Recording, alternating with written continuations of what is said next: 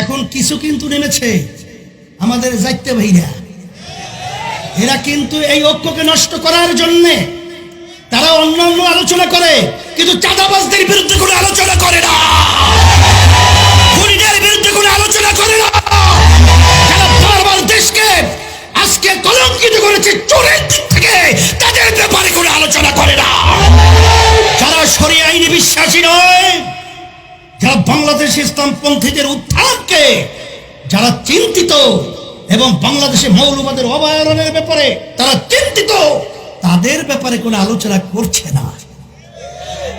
এটা কিন্তু সবাই বাংলাদেশে এখন বুঝে যে আসলে কে কথা বলছে, কোথার থেকে কথা বলছে। আসলে গ্রামে একটা কথা আছে, জিন্স হওয়ার হয়েছে। কথা বলে আব্দুল করিম, কথা বলে কিন্তু আব্দুল করিম না, জিন পিছন থেকে বলে। তোমরা কোথা থেকে কথা বলছো এটা কিন্তু বাংলাদেশের মানুষ এখন বুঝে।